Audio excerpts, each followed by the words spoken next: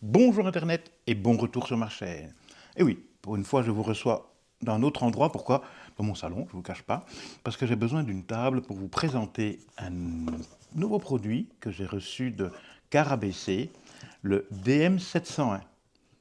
Oui, c'est un CarPlay qui est destiné à toutes les motos.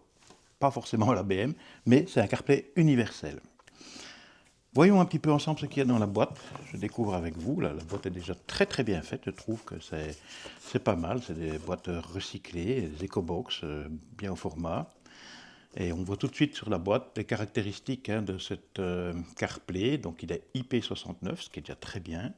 Sa référence est DM701 et il fonctionne avec Apple CarPlay et Android Auto. Découvrons ce qu'il y a à l'intérieur. Bien, la première chose sont les différents paramètres qu'on revoit. C'est écrit en anglais, tous les éléments, un bouton Bluetooth, il y a une alimentation type C qu'on peut mettre dessus, les installations, l'interface, il y a Dashcam aussi, ça peut être intéressant pour beaucoup. Et de l'autre côté, oui, comment l'appairer avec son smartphone. Bien, donc là, c'est le petit livret de fonctionnement. Une petite mise en garde. Alors, premier carton. Voyons voir. Ah, voilà. Bien emballé tout ça. Alors ici, eh ben voilà, on a l'appareil lui-même. On retrouve les principales caractéristiques que l'on voit sur tous les CarPlay maintenant à l'heure actuelle, avec ici un bouton d'allumer, un bouton M, je ne sais pas trop ce que c'est, je regarderai. Une trappe, tiens, une petite trappe, à mon avis. Ce sera pour l'alimentation. Il y a un film de protection. Et on voit, c'est assez balèze, c'est du 7 pouces. Donc ça, c'est pour la partie du CarPlay lui-même. Je vais mettre ça là. Alors, qu'est-ce qu'on a d'autre dans la boîte? Il y a beaucoup de... Oh, il y a le deuxième carton ici. Qu'est-ce qu'on retrouve? Bien, regardons ça ensemble. C'est quoi ça? Des petites bagues, c'est pour adapter certainement au niveau du guidon. Petites bagues de serrage. Alors, ici, ça doit être un câble d'alimentation. Oui, on voit bien les câbles, les trois câbles pour aller à la batterie et autres, avec un fusible et la borne d'alimentation. Continuons la découverte. Ouais, des clés et un petit tournevis. Là, ici, des vis. Ça doit aller certainement avec la fixation. Bah ça, c'est pour la fixation autour d'une petite barre, apparemment. Oui, ou peut-être du guidon. Il y a beaucoup de choses dedans. Là, ici, une clé. Ah oui, pour verrouiller le système de fixation. Là aussi, l'autre partie pour la barre, certainement pour pincer la fixation autour d'un guidon. Et un câble sur lequel on retrouve même système un petit peu que sur les fixations BMW. On retrouve le même principe ici avec les boutons et autres. L'antenne GPS et les différents câbles d'alimentation. Il y a beaucoup de câbles là-dessus. Voilà, on retrouve bien le verrouillage ici pour pouvoir ouvrir et fermer et le fixer. Et enfin, qu'est-ce que c'est ça? Ah oui, un support boule. Si on veut fixer avec une attache boule qu'on met derrière. Ok, ensuite, on a quoi une boîte, évidemment, il y a beaucoup de choses. Qu'est-ce qu'il y a dedans ici, de cette boîte-ci? Regardons ensemble. Je vais peut-être mettre cela, il y aura un peu plus de place. Là ici, voilà, donc on a différents systèmes pour les fixations et caméra avant ou arrière en fonction et d'autres petits systèmes. Voilà, ça c'est pour le système boule. Et un anneau pour le fixer autour du guidon. Bien, voyons.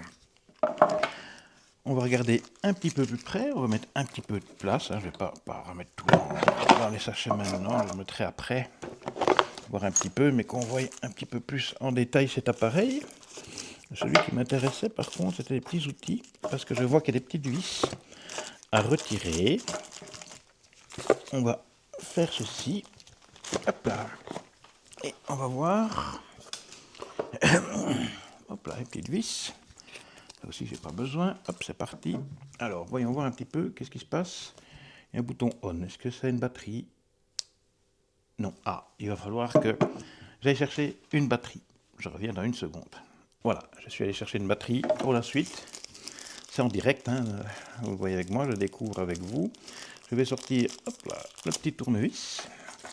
Je vais mettre ça là, ici, dans la boîte aussi. Et je vais enlever, c'est de toutes petites vis, le petit capot qui, normalement, je suppose, va me permettre d'accéder aux prises d'alimentation si je veux pouvoir l'allumer et voir un petit peu ce que ça donne au niveau de l'affichage. Hop, hop, hop, hop, pas aller perdre les vis, parce que c'est des micro-vis. Et comme vous savez, j'ai un petit chien qui fouille partout. Bon, le tournevis n'est pas de la meilleure qualité, je ne vous le cache pas. Ou en tout cas, que pour pouvoir ressortir la vis, que je n'y arrive pas, je vais devoir prendre un autre tournevis.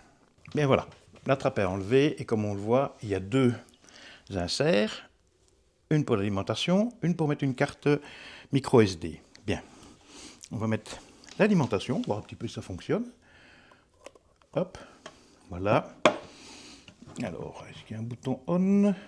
Oui. Ah ben voilà, ça démarre directement, vous voyez, comme moi. Ah, il y a une petite musique, tiens, ça c'est nouveau. Et directement, on voit, je ne sais pas si on voit bien l'écran, mais apparaît, attention contre-jour, voilà, parce que c'est pour ça que j'ai besoin de la luminosité, mais ça m'a embêté. Donc on voit un précompteur, voilà. Ils me disent les différents éléments, je regarde en même temps. Bon, ils mettent déjà des trucs pour la pression des pneus et autres, bien. Pas trop mal, c'est un beau grand affichage. Bon, maintenant il y a l'horloge qui se met. Je vais regarder que pour revenir, en cliquant un petit peu dessus. Bon, je ne sais pas ce que ça donne. Ok, il y a des paramètres aussi, load recording, voilà. Un G-sensor, date watermark. Bon, on va déjà essayer de trouver tout ce qui va être les lampes. On va essayer de faire marche arrière. Ah non, ça c'est pour, voilà, j'ai trouvé, c'est pour enregistrer au niveau des dashcams. Voilà, la luminosité, les paramètres. Donc on va d'abord aller dans le langage, ce sera plus facile. Je vais choisir français, bien sûr, il y en a des milliers de langues possibles. Voilà. Alors, qu'est-ce que je vois? Je peux avoir phonoto, reset, bref, on voit la même chose que sur le CarPlay DB601 sans aucun problème, sauf qu'il y a volume, donc c'est bien qu'il y ait du volume, hein, on peut entendre les directions éventuellement. Et maintenant, je vais regarder que pour voir que pour l'accoupler, c'est pas si facile que ça.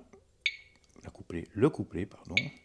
Voilà, je vais prendre mon GSM, ce sera plus facile pour faire le couplage, si je peux appeler ça comme ça, entre les deux. Si j'y ressort, voilà. Allez, hop là. Voilà, je vais dans mon Bluetooth. Je vais dans le Bluetooth. Hop, réglage. Bluetooth. Voilà, et je vais regarder à ce qu'il retrouve d'autres appareils. Ding, petite musique. Connecté à CarPlay. Connecté, c'est très simple en fait, on n'a rien à faire. On n'a qu'à retrouver l'appareil ici dans...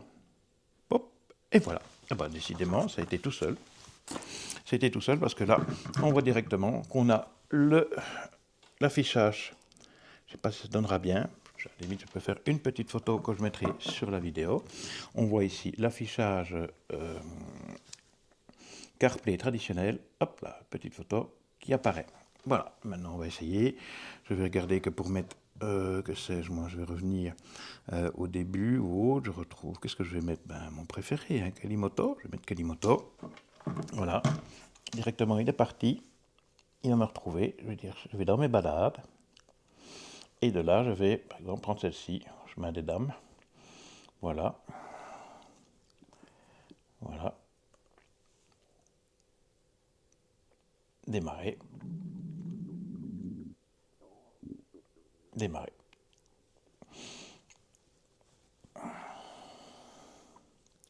Et voilà. Ça marche très très bien. Terminé. Voilà. Qu'est-ce qu'il y a d'autre aussi? Si je reviens ici, je reviens sur mon pavé, je reviens sur la... Ah ben voilà, on a l'affichage classique d'un CarPlay.